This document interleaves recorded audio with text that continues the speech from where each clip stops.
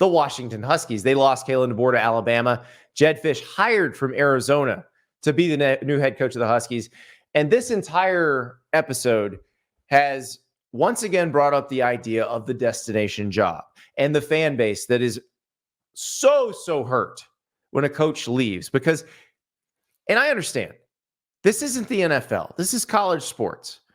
In college, you take it personally when somebody leaves your job because your school is the greatest place in the world where you had the best time of your life. And you don't understand why everybody doesn't feel the same way about your school. Why would somebody who gets to be the head coach at your school ever want to leave? Why would that person do that? It's a personal affront to you. I get it. I understand. But I also understand from knowing these coaches that this is a job. And sometimes you get offered a better job and you go take it. So you've had a lot of questions about the Washington job and Washington people wondering, is Jedd Fisch someone who's going to stay? And Arizona people wondering. Now, Brent Brennan just got hired from San Jose State to replace Jedd Fisch. How do we find a guy who's going to stay? You don't. You don't.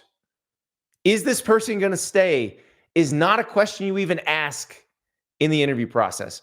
We are in an era where somebody left the Oklahoma job and somebody left the Notre Dame job for another job in college because they thought those jobs were better. There are no destination jobs anymore.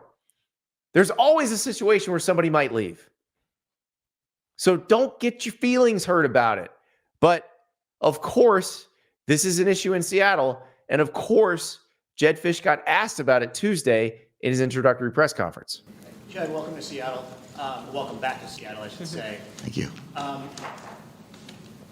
of piggybacking off of what Mike was saying, in terms of being here long-term, is this a place where you see yourself setting down your roots and being here long-term in the current environment? And given that the last person said that he did, now he's at Alabama, what would you say to that?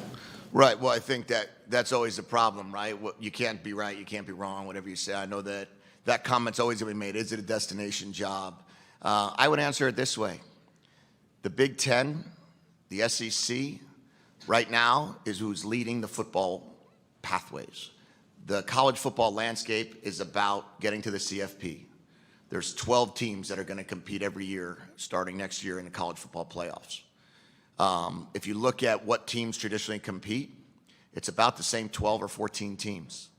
University of Washington is one of those 12 or 14 teams. That's why we coach. We coach to be able to take a seat at that table and to be able to give yourself a chance every single year with resources beyond belief, with an opportunity to go out there with a fan base that's dying to continue to win, that have won national championships. And the idea of staying is why you come. The idea of being here is to win championships.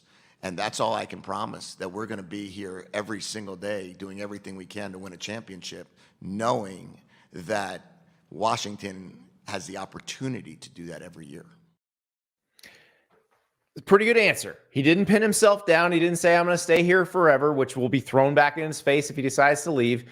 And also, Jedd Fisch has coached a lot of places. He understands usually you're not leaving voluntarily. Usually you're leaving because someone told you to leave. That's how this works in this business. So expecting someone who has been fired and who has left of his own accord to say, no, I'm going to be here forever. Well, you're not going to get that now. You're just not. Now, Troy Dannon, the athletic director at Washington, who just got there from Tulane because their AD just left for USC, Troy Dannon jumped in on this question with his own answer. I want to jump in. You didn't ask me, but I will. As my staff knows, I tend to do that. You know, our job, our collective job, all of us, no matter what role we have in the program, in the university, in the community, is to make UW aspirational. And that's true with faculty, that's true with researchers, it's true with students, it's true with coaches, it's true with ADs, it's true with our athletes. We want this to be aspirational in every way. And the best should seek us out. We don't control anyone's lives and what they choose to do in their lives, the best we can do is make sure that this place remains a destination location in everything we do. I told Coach, we had this exact conversation during the process, and I said, I want this to be such a good job that you don't want to leave. Hey, maybe it's a Seahawks call, right? You can go across town. And maybe that's what happens. Jedd Fisch has worked for 8 different NFL teams. That might be his next stop if things go great at Washington. But you know what?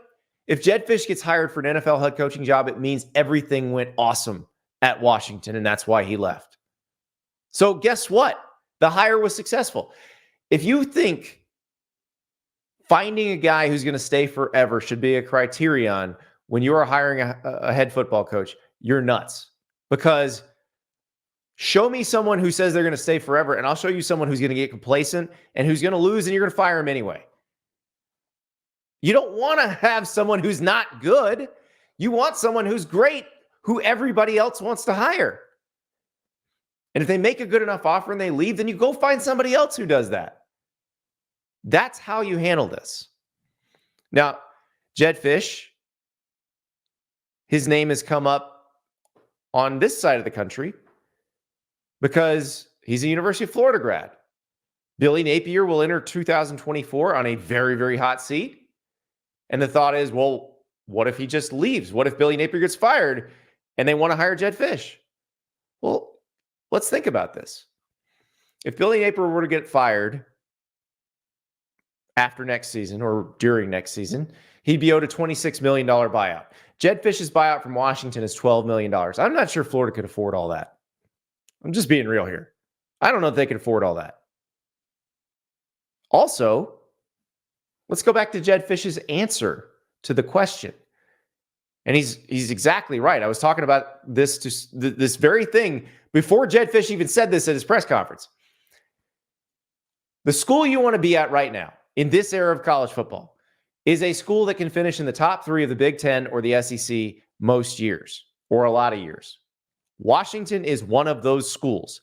Washington can finish in the top 3 of the Big Ten most years if competently run, or a lot of years if competently run.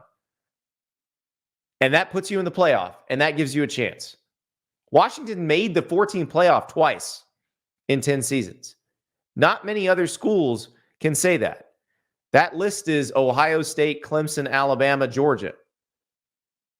It's not a long list. Oregon. No, Oregon only made it once. So that's it. It's a very short list. The question, like if the Florida thing came up, let's say Florida could afford it. Jedd Fisch would have to ask himself this question. Is it easier to finish top 3 in the Big Ten at Wisconsin or easier to finish top 3 in the SEC at Florida? I think I said Wisconsin, at Washington. I think the answer is it's easier to finish top 3 in the Big Ten at Washington than it is to finish top 3 in the SEC at Florida. Now, you put the right coach at Florida, and maybe that changes the math on that. But Jedd Fisch thinks he's the right coach at Washington, so I think he feels like he's got a shot to do that a lot of years. And that puts Washington in contention, and that puts them in the playoff, and that puts them competing for national titles. And that's exactly what Jedd Fisch wants to do. It's what Troy Dana wants to do. It's what all the Washington fans want. And guess what? If he's so good at that an NFL team hires him, or Ohio State comes open and they hire him, you had a nice run. And go find somebody else who can do the same thing. That's how this works now. There are no destination jobs, except mine. I have the greatest job in the world. So I'm staying.